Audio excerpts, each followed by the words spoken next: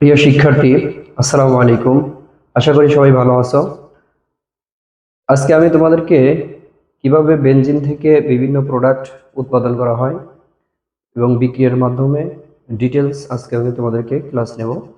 এর আগে আমি ক্লাস নিয়েছিলাম বেনজিন থেকে হচ্ছে বিভিন্ন প্রোডাক্ট উৎপাদনের যে বিক্রিয়াগুলো, যেমন অ্যালকাইলেশন, অ্যাসাইলেশন, আর কিভাবে ফেনল উৎপাদন করা হয়, বা হফম্যান ডিগ্রিডেশন বা হফম্যান ক্ষুদ্রাংশকরণ ইত্যাদি বিক্রিয়া সম্পর্কে একটু আলোচনা করেছিলাম। আজকে কিছুটা আলোচনা করব। দেখো, এটা হচ্ছে বেনজিন।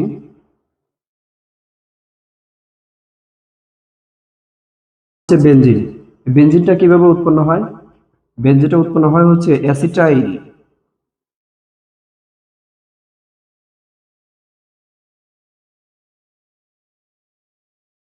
অ্যাসিটিলিন বা ইথাইন। অ্যাসিটিলিন বা ইথাইন 3 অণু অ্যাসিটিলিনের সাথে লোহিত তপ্ত লোহিত তপ্ত নল লোহিত তপ্ত নলের মধ্য দিয়ে 400 ডিগ্রি সেন্টিগ্রেড 400 ডিগ্রি সেন্টিগ্রেড টেম্পারেচারে বিক্রিয়া করালে কি হবে? বেনজিন উৎপন্ন হবে। এটা আমি আগের বিক্রিয়াতে মানে আগের ক্লাসেও দেখাইছিলাম। তারপর 3 অণু অ্যাসিটিলিন এর সাথে নিকেল প্রভাবকের উপস্থিতিতে 70 ডিগ্রি সেন্টিগ্রেড তাপমাত্রায় এটাও বেনজিন উৎপাদন করে থাকে। এবার আমরা বেনজিন থেকে নাইট্রেশন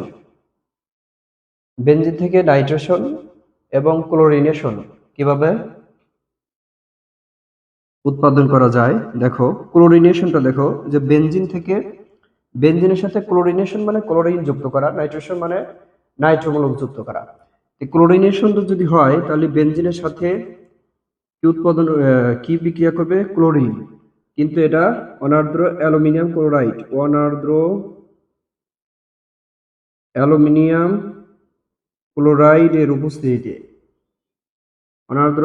ক্লোরাইডের উপস্থিতিতে ক্লোরিনের সাথে বিক্রিয়া করে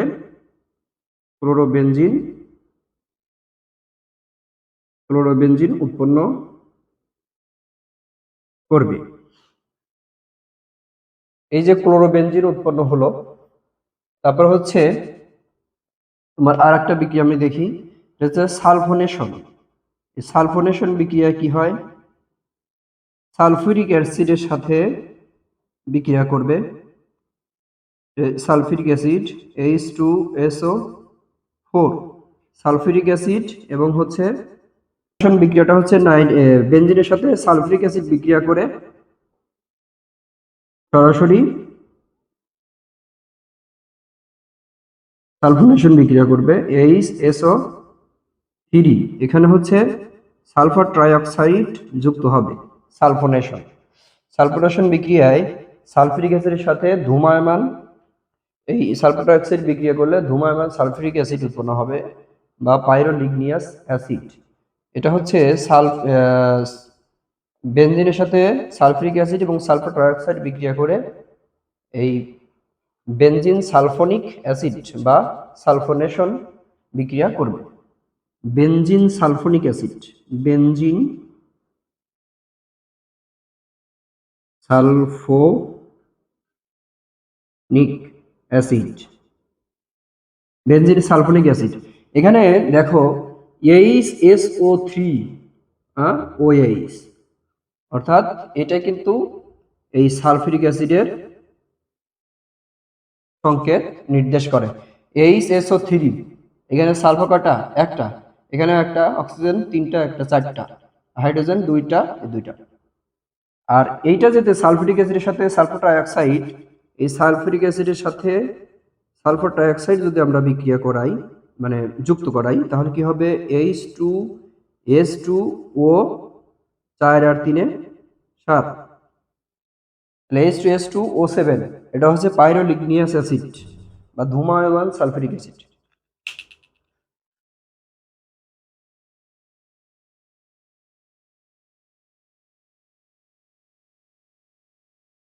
এটা আমাদের গেল।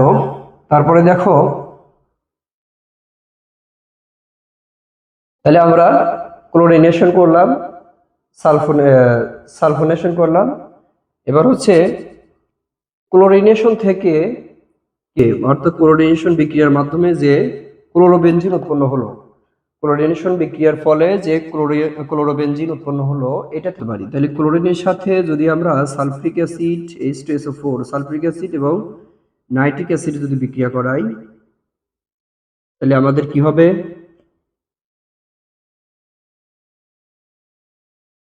এখানে ক্লোরিন যুক্ত হবে ক্লোরোবেনজিন, তার সাথে 2 এবং 4 এর স্থানে ডাইনাইট্রো যুক্ত হবে, অর্থাৎ 2,4 ডাইনাইট্রো ক্লোরোবেনজিন এর উৎপন্ন হবে। এইটাকে যদি আমরা কি করি, এই ক্লোরিনের এইখানে যদি আমরা হাইড্রোক্সিল যুক্ত করি, তাহলে কি হবে? সোডিয়াম কার্বনেট এখানে পানির সাথে বিক্রিয়া করবে, তাহলে পানির সাথে বিক্রিয়া করে কি হবে? এই OH আর NO2 2,4 ডাইনাইট্রো ফেনল। এই ফেনল 2,4 ডাইনাইট্রো ফেনল এটাকে আবার আমরা নাইট্রেশন করব, নাইট্রেশন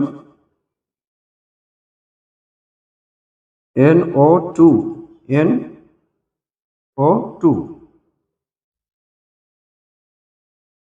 এটাকে যদি আমরা আবার নাইট্রেশন করি, এই sulphuric acid SO4 H2SO4 sulphuric অ্যাসিডের সাথে নাইট্রিক অ্যাসিডের বিক্রিয়ায়, গাঢ় সালফিউরিক অ্যাসিড এবং গাঢ় নাইট্রিক অ্যাসিডের সাথে বিক্রিয়ায় কি হবে? নাইট্রেশন হবে, HNO3। এটা কিন্তু গাঢ়, কোন কোন তাহলে কি হবে?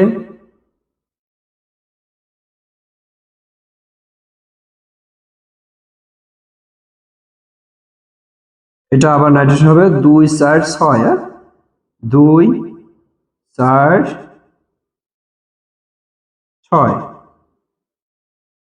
1 2 3 4 5 6, তাহলে এটা 2 3, এটা 4, এটা 5, এটা 6, অর্থাৎ 2,4,6 ট্রাইনাইট্রো ফেনল। গাঢ় সালফিউরিক অ্যাসিড এবং গাঢ় নাইট্রিক অ্যাসিডের সাথে বিক্রিয়া করে কি উৎপাদন করবে? 2,4,6 trinitrophenol, 2,4,6 trinitrophenol, 2,4,6 try Nitro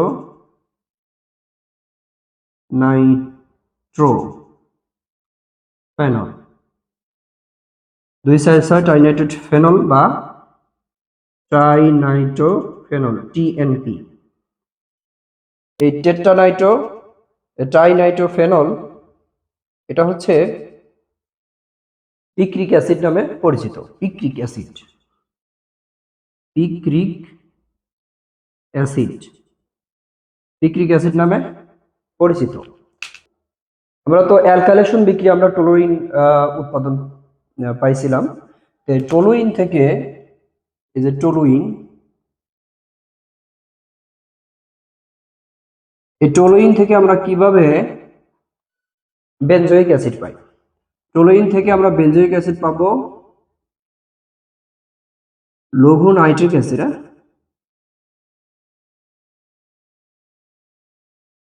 লঘু বা ডিল যেটাই বলো, লঘু নাইট্রিক অ্যাসিডের সাথে বিক্রিয়া করে আমাদের কি উৎপাদন করবে? Benzoic acid.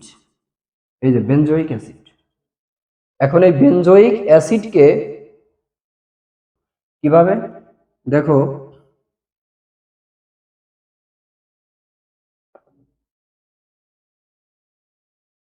বেনজোইক অ্যাসিডের সাথে sodium hydroxide into calcium oxide, এটাকে বলা হচ্ছে soda line, soda lime, soda lime, এটার সাথে বিক্রিয়া করে সরাসরি বেনজিনে পরিণত হবে। বেনজিন,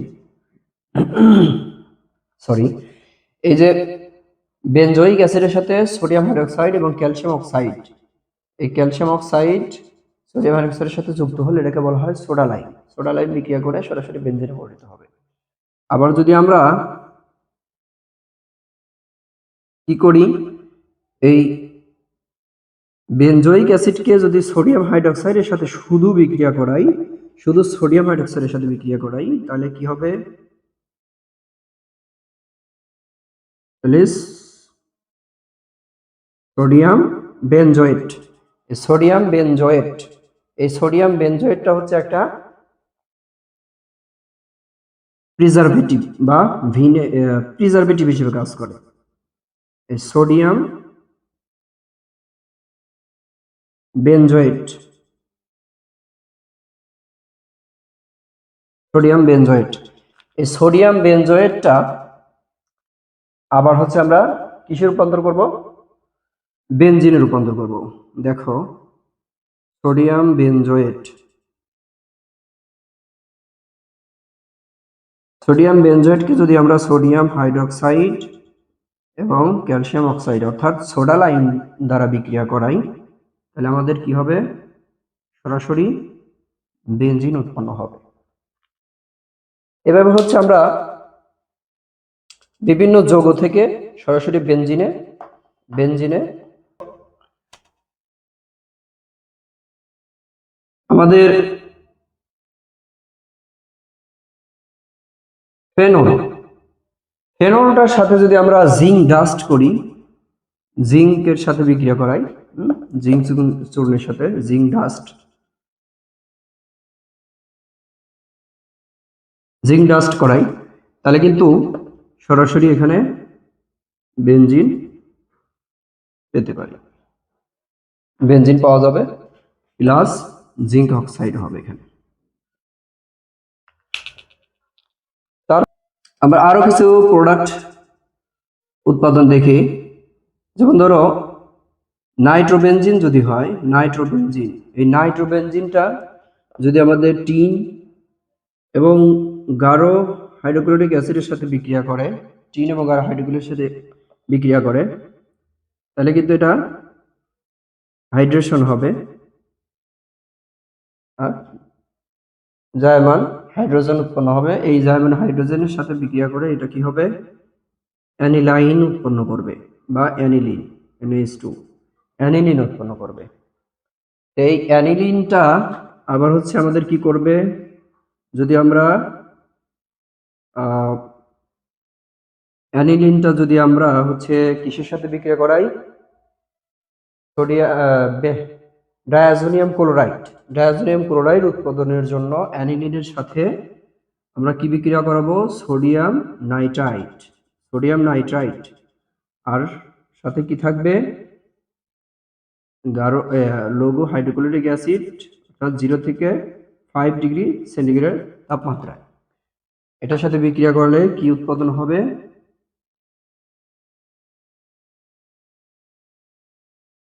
উৎপাদন করবো হচ্ছে ডাই অ্যামোনিয়াম, অর্থাৎ ডায়াজোকরণ বিক্রিয়া হবে, অর্থাৎ ডায়ামোনিয়াম ক্লোরাইড, ডায়ামোনিয়াম ক্লোরাইড উৎপন্ন করবে। এই ডায়ামোনিয়াম ক্লোরাইডকে যদি আমরা এদিক থেকে লিখি, যদি আমরা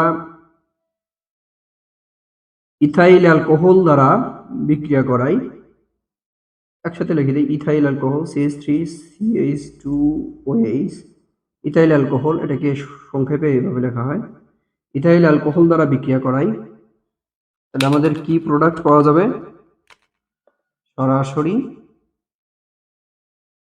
বেনজিন পাওয়া যাবে।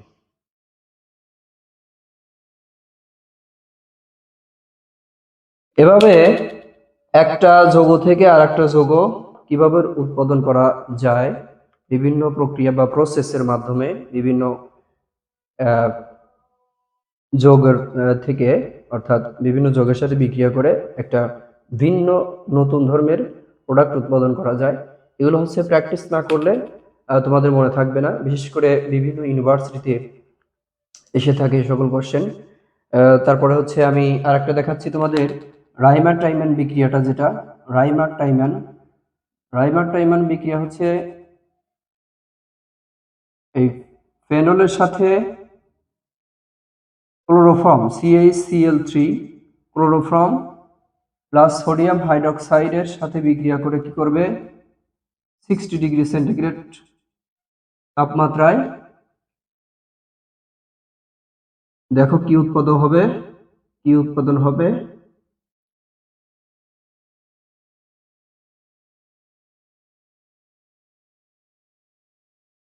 এখানে হচ্ছে হাইড্রোক্সিল মূলক ঠিকই থাকবে, আর এখানে হবে CHO, অর্থাৎ salicylic acid. Salicylic acid salicylic acid উৎপাদন করবে। এই ফেনলের সাথে ক্লোরোফর্ম CaCl3 সোডিয়াম হাইড্রোক্সাইডের সাথে বিক্রিয়া করে 60°C তাপমাত্রায় স্যালিসাইলিক অ্যাসিড উৎপন্ন করবে। সেই সাথে উৎপন্ন করতে পারে সোডিয়াম কার্বনেট প্লাস পানি। এখানে মুখ্য যেটা প্রধান উৎপাদ বা মেইন উৎপাদ, সেটা হচ্ছে স্যালিসাইলিক অ্যাসিড। সো এইভাবে আমরা একটা থেকে আরেকটা উৎপাদন করতে পারি বিভিন্ন যৌগের মাধ্যমে বিক্রিয়া করিয়ে। এটা বারবার তোমরা প্র্যাকটিস করবে, বিভিন্ন অ্যাডমিশন পরীক্ষা এটা এসে থাকে, বিভিন্ন ইউনিভার্সিটি বা হচ্ছে ইঞ্জিনিয়ারিং ইউনিভার্সিটিতে এটা অবশ্যই খুবই গুরুত্বপূর্ণ আসতে পারে। এবং এখান থেকে যে প্র্যাকটিসগুলো আমি করালাম, অনেকগুলো কোশ্চেন এখান থেকে আসছে। সবাই ভালো থেকো, সুস্থ থেকো।